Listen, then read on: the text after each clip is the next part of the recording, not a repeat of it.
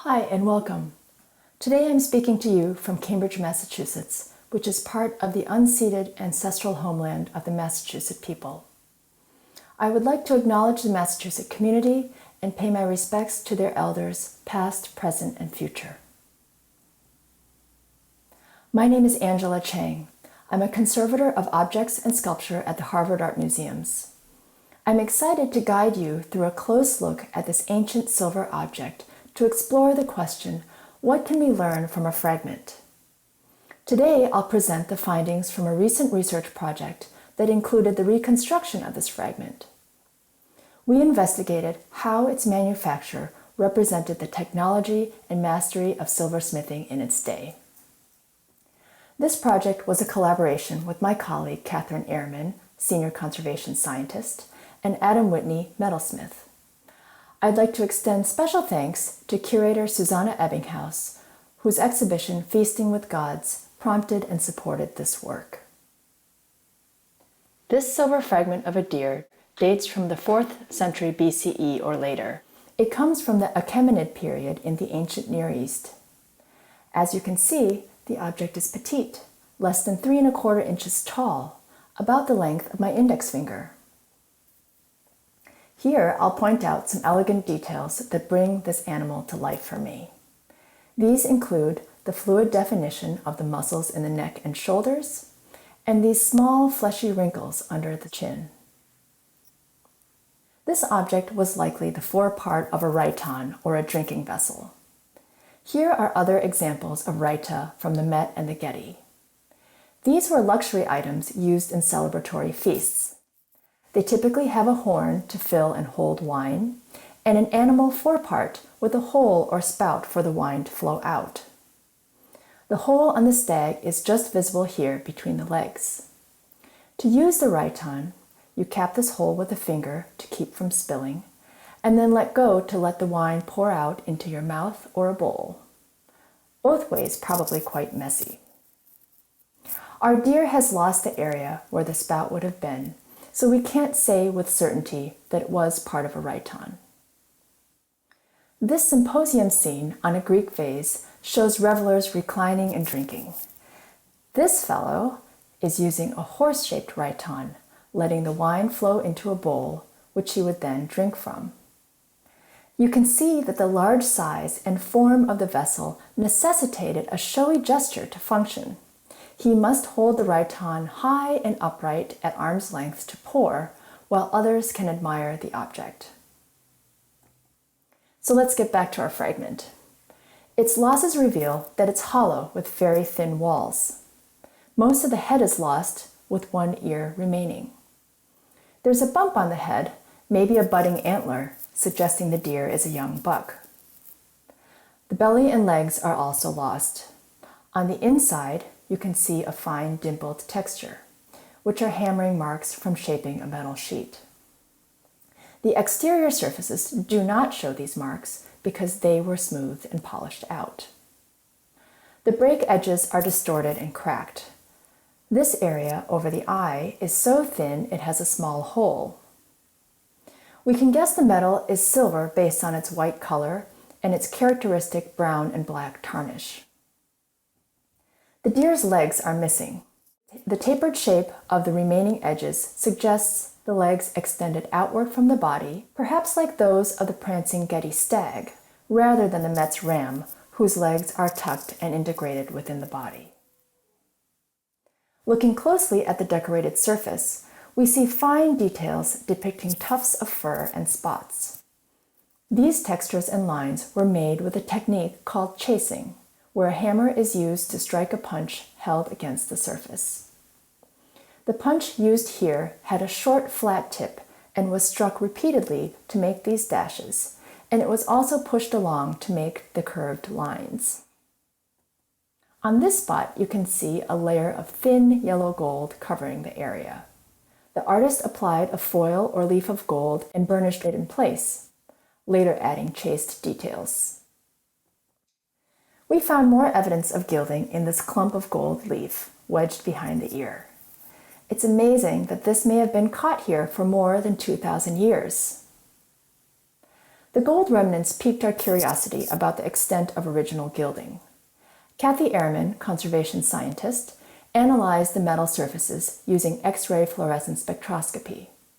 XRF is a non-destructive technique that can identify the inorganic elements in a sample, testing a small spot at a time. Here is a spot being tested, indicated by the red laser dot. This is the instrument in action, and this annotated image shows our test locations. With XRF, we identified the base metal as fine silver, over 98%. We also discovered that the gold was originally applied to many more areas than we can discern now. Each of the deer spots was gilded, as were the eye and wide strips on the front and back of the neck.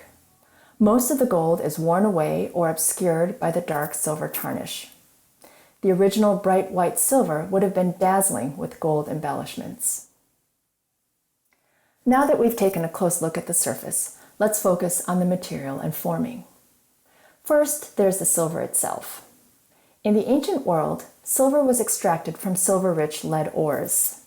This process was labor-intensive and yielded a very small percentage of silver from the ore. Thus, silver was a precious metal reserved for luxury items. The working techniques available to the ancient silversmith are still used today. This line drawing illustrates an Egyptian wall relief from a tomb dated to the 4th century BCE. Here, two men are hot forging a metal sheet to thin and flatten it. The seated man is holding the metal with tongs, while the other person is about to pound it, maybe with a plank of wood. Raising is working a flat sheet of metal into a 3D shape by hammering the outside surface. This is typically done holding the form against the stake, like the drawing shows. Casting, by contrast, involves pouring hot metal into a mold and allowing it to cool and solidify into shape. Earlier, we observed hammer marks inside the deer fragment. X-rays can show us differences in metal thickness. Here you can see how they correspond with the model texture in the X-rays. One thing that we don't see is a seam or join which would indicate the body was formed from separate pieces, or a sheet that was rolled and closed. There was one element that was made separately, and this was the ear. In the X-ray, the metal appears whiter, so thicker, than in the head and body, and it also appears smooth. The ear was cast, not raised. XRF of the ear indicated a lower silver content than the body, which is an alloy more suitable for casting. Here's another view. The cone-shaped ear was inserted into a hole in the head. The flat tip of the cone is visible inside the head here. The hole was made by punching out from the inside of the head, making a little collar where the ear could be soldered. And my red arrows here point to that collar. Through our close looking and analyses of this fragment, we learned how it was made and what it probably used to look like. Still, I had lingering questions, such as, what goes into raising this closed, narrow form from a flat sheet of metal? And what accounts for its condition? For these questions, I had the privilege of collaborating with Adam Whitney, a skilled metalsmith who took on the challenge of reconstructing this object and testing our theories. He has kindly entrusted me to share the following images and findings from his work. As you'll see, his maker's perspective provides us with invaluable insight for understanding this object. I'll do my best to represent his work here. Adam's first impressions of the deer fragment centered on its small size and geometry. Working at this scale and forming these tight angles demand expert silversmithing. For these details that I had admired, Adam noted that the silversmith elegantly formed the folds and wrinkles using the natural movement of the metal. Adam first made models in copper, a cheaper metal than silver. He discovered that he needed to start with a 4-inch wide oval sheet rather than a typical circle. The black dot indicates the position of the kernel, a centering point, which corresponds with the top of the head. The longer axis becomes the front and underside of the body. Here you can see that the silversmith plots out the 3D form on the flat sheet before any hammering starts. I'll give you an overview of the process from here, followed by discussing individual steps. The sequence of images you're about to see show you how the oval was transformed into a 3D shape. As you're watching, keep in mind that raising metal is neither additive, like modeling clay, nor is it reductive, like carving stone or wood. Instead, it involves pushing masses of metal within the sheet to the right places. The weight of the beginning sheet will be the same as the finished product. Let's take a look.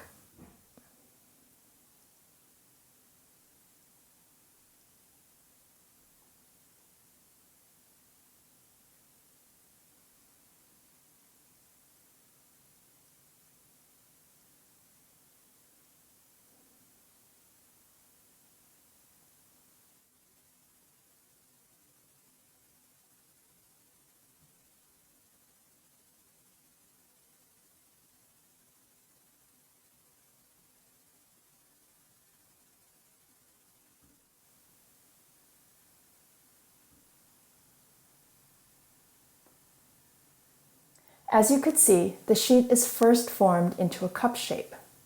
Here, Adam will demonstrate hammering the cup on a stake to narrow it, just as we saw in the ancient tomb relief. Listen for the different hammer sounds. Adam relies on these sounds to discern the changing state of the metal. As he works over the whole form from front to back, he completes a course, which is the time in which the metal goes from being annealed or soft and workable to hardened and brittle. After each course, he anneals the metal by heating it.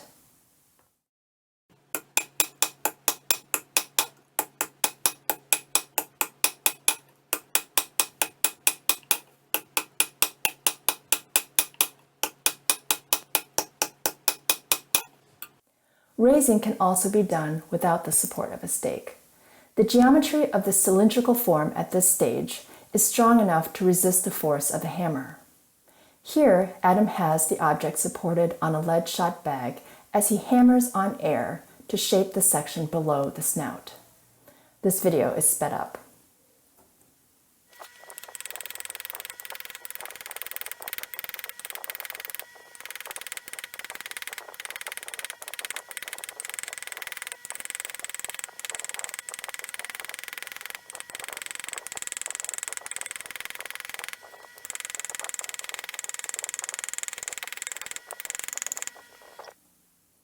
Raising on a stake and hammering on air strike the metal on the outside.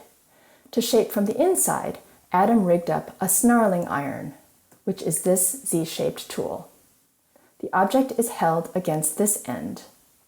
The iron is struck downward at the base to transfer motion to the other end, upward into the object, slowly pushing out the metal. This thin, curved wire at the top points to where the iron will strike inside the object.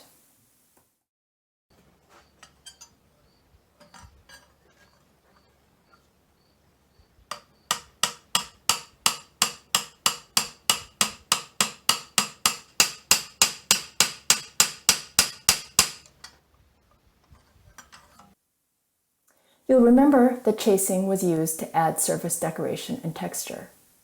Here is our ancient silversmith adding details to a rhyton.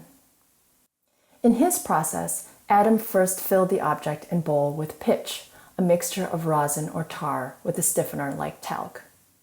In its molten state, pitch can be poured into the object and allowed to cool and solidify. Pitch provides a firm but forgiving support to prevent distortions during hammering. The pitch bowl was Adam's solution to holding such a small object while working.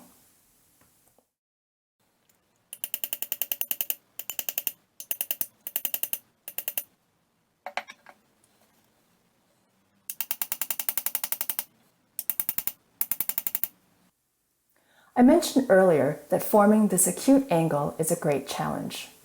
The metal is very thin in the head and neck, and it's difficult to support and bend the soft metal at the same time. The risk for breakage or distortion is great. To support the head in this step, Adam work-hardened the nose and filled just the head with pitch. With the object supported on a lead bag, he struck the snout down with a soft paper mallet. Note that the soft, annealed body got distorted in the process.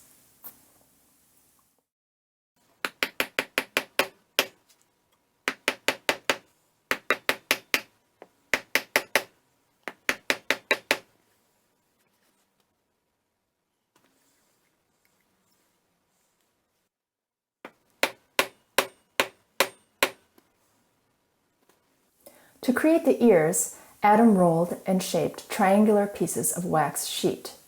He had the wax ears molded and cast in silver.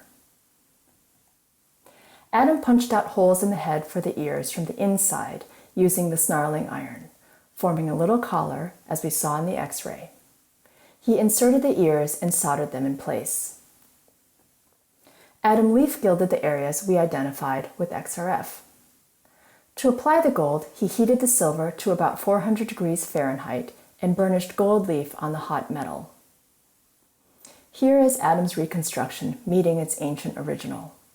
A comparative X-ray shows similar internal features. A significant detail I learned from Adam's work was that the thinnest areas of metal resulting from the process correspond with areas of loss in the original. These areas would have been the most vulnerable to damage in handling or in burial conditions. This project demonstrated a comprehensive look at a fragment, including analyses of materials and insight into the maker's reality, which underscored the time, experience, and craftsmanship required.